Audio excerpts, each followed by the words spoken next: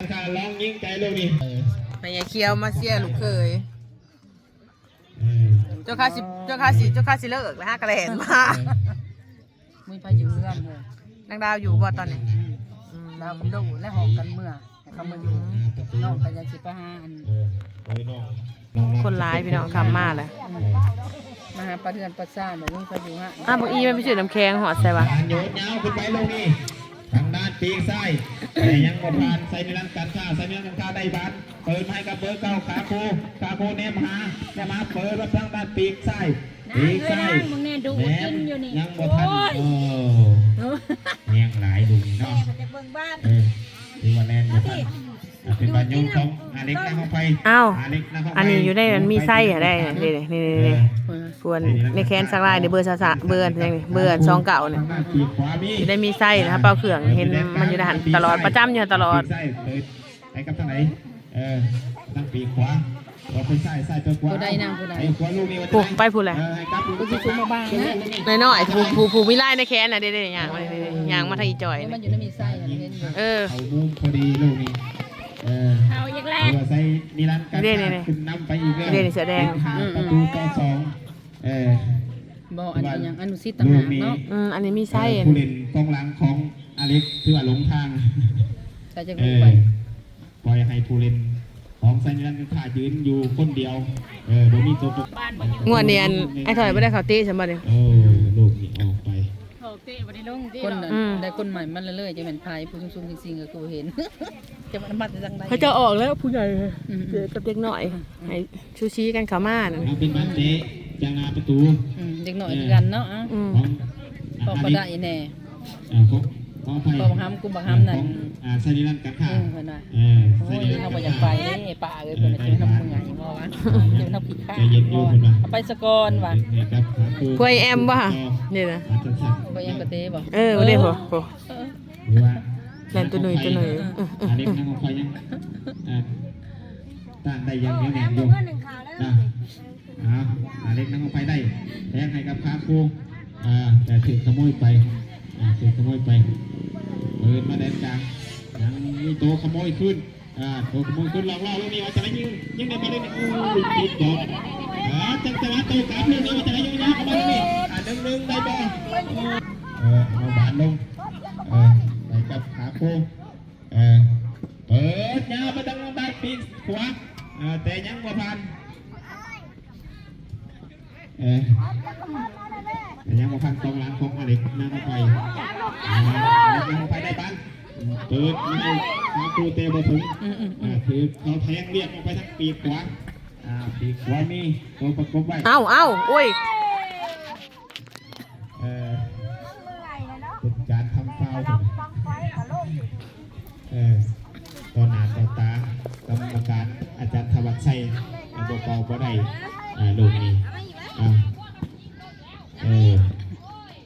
ต่อส่วนมายังสวยงามเหลืออยู่1-1ใจนี่ยิงได้บ่มี2-3ตัวไปลูกนี้ยังไม่ทันกรรมการคนจะล่อลุ่นอยู่หรือว่า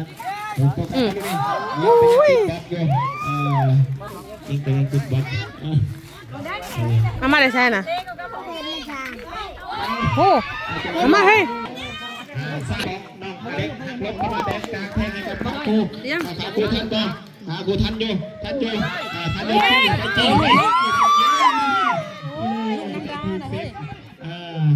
ย่างสวยงามออกมาถึงเตะกับอย่างไรว่าปีกขวามีผู้เล่น1คน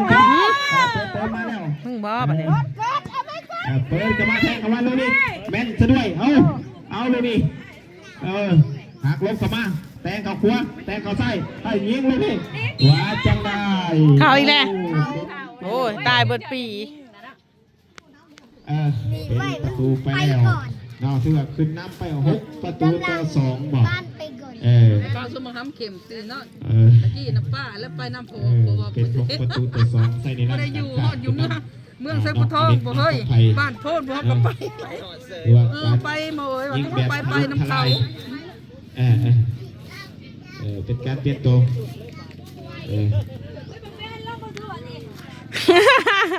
แน่น้อยนะแบน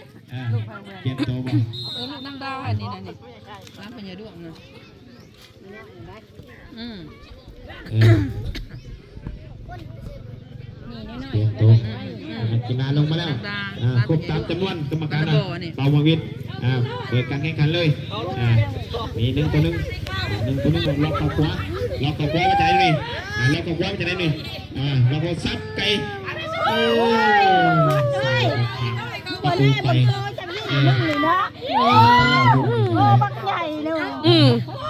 ใหญ่วัน3 มือใจขึ้นแล้วพี่น้องมึงยังอีกบ่มึงมึงบ่เลี้ยวบ่โกจังดีโกบักใหญ่ไม่ใช่วันนะบ่เลี้ยวบักใหญ่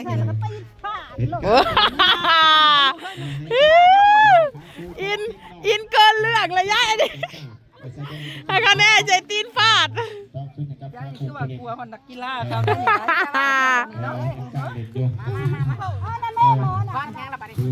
ไปว่าไปเท้าตาจะเป็นมัน โอ้ลูกนี่เบอร์เก้าเพื่อเสียวซ่านไหนการที่ว่าใจหลายๆผู้ทั้งคันว่าไปเท้าตาเจ้าน่ะอินประดันผมว่าเจ้านะคุณเขียวเนาะ แม่นไว้มันไม่ใช่แล้ว ในการมอบทรงมอบหับเนาะอาการหลังไม่ในการเข้มงวดใจมันยังการเสียเนาะที่ว่าดูแบบอย่างไรจะให้มันไปให้มันได้ใจเราหันเด้ก็ได้กระพริบตาก็แล้วกันเด้อมาทางซ้ายโตยากไปดิโถผู้ซับประตูม่วนบ่ยายว่ามือกับพ่อมือได้ไปดอกเสียบ้านรุ่นใหม่ขวากหมักบ้านนึกกระถึงคืนได้บ่เป็นยังได้กำลังใจบ่เฮ้ยเป็นผู้ชายได้ว่ายังน้อยสิเต้บ่ได้สิเต้หืนปลาตัวเองนักพี่น้องหัวนี่มึงดูมีตะหมดปลาหมดนั่นนะใช่นี่หมดบ่เอ้ยเสียหมักบ้านจนลืมหมดนี่เฮ้ยมันลงมามันอะไรตู้มาขอขึ้นหลังเปิดยาวเลยทีนึงมาดิกันนี่ได้ปลาแล้วเปิดยาวไปนะ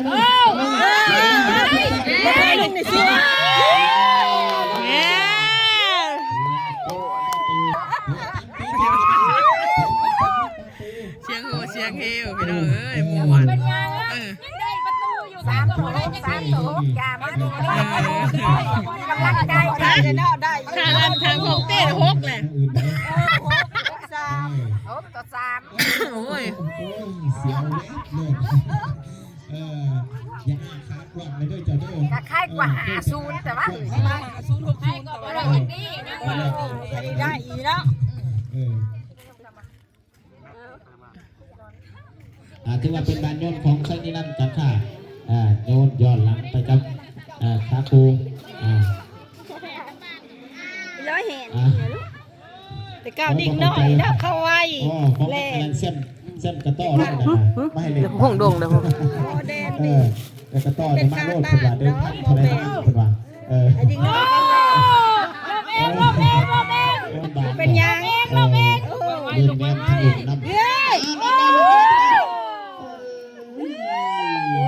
น้ำขาเสียพี่น้องเจ๊เจ๊สิได้ตัวใหญ่เคี้ยวมาซ่าพุ่นเนาะเต้นเอามือคืออย่ามาซ่าหมูแซวโยนเข้าไปลูกนี่ปุ๊บมันก็ได้เลยครับน้องนัทแต่ยังบ่ผ่านลูกเต้นน้ำจิ้มไปเถาลูกเต้นนั่นแม่นี่ว่าไม่ใหญ่วัดนี่นะเลยลงสั่งได้แห้งจะได้โต๊ะคอยกับบโต๊ะให้มันนี่เล่นโยนยาเข้ามาได้กันหามันนำมาทันที่เฮ้ยไอ้ละอีโลนานยังเอาไปให้เขาอยู่บุ๊กเอาเลย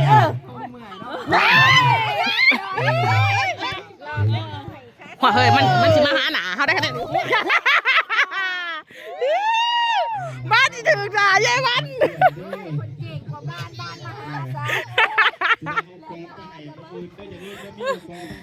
แต่โคบไม่ใช่ตีโน่มึงเป็นไรแกกินหรือแม่แลน ตัวหอมคือตัวสำคัญของน้องใส่กระดานกันข้าวตัวเก่ายังได้อยู่ย้อนหลังให้ กัน กัน บ่เด็กน้อยเนาะคันบ่มีค่าเสียเฮาก็บ่ม่วน ของหลัง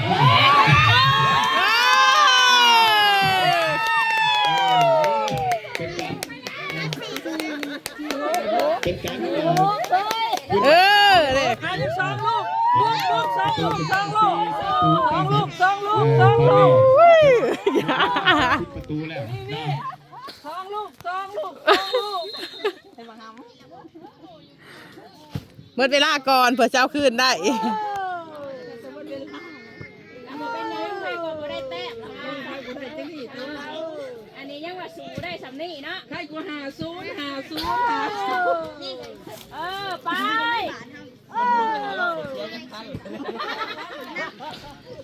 ลูกหาร้อยได้เจ๊จะพันแล้วเฮ้ย ตัวคุกกี้ชูสีนะตัวนี้ขั้นแล้วนะ โอ้ย อีก2 ลูก เอ้า ถึงรักกระโมยอีกแล้วเปิดไปเบอร์11แดนกลางเบอร์ ฮึบตอนรอบนี้ลูกที่7อ้าว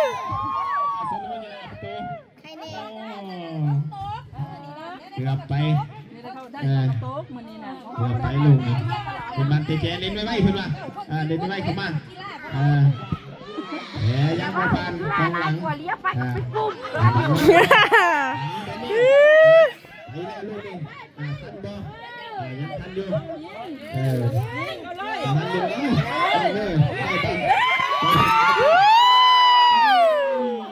เกือบไปแล้วลูกนี่นะปฏิกิริยาหนักขับเลยสมควรเนาะซึ่งที่สุดท้ายมันก็แล้วเลยยาลูกนี่อันนี้ที่ว่าจะทำ โต๊ะอยู่แล้วไม่กองเชียร์ได้หมด ทำไมก็ปฏิกิริยาก องเชียร์น่ะสิตายกูในสนามอีกนะกองเชียร์น่ะ เหลืออยู่นาทีเหลืออยู่3 นาทีตอนนี้การแข่งขันดำเนินมาถึงโค้งสุดท้ายแล้วเนาะเหลืออยู่3 นาทีของการแข่งขันกำลังน้องใส่ในด้านการค้ายังได้โยนเต็มบานมาเอาโบลินบอกเข้าใจกันแทงบานไปคนละทางน้องแดนบานยาวไปสัญญาณการค้ายังได้บานอยู่ไปบานอยู่เปิดย้อนหลังไปหาขาคู่เบอร์10เปลี่ยนทิศทางไปทางด้านขวามือขวามือเปิดมาให้แดนจีไปที่แทงไปทางปีกซ้ายเบอร์9เบอร์9ได้บานโยนยาวทางปีกซ้ายเอาย้ำอยู่เปลี่ยนซ้ายไปขวาขวาไปซ้ายนี่ เตรียมเก็บห่านกับพี่น้องร้านดีกว่า เปลี่ยน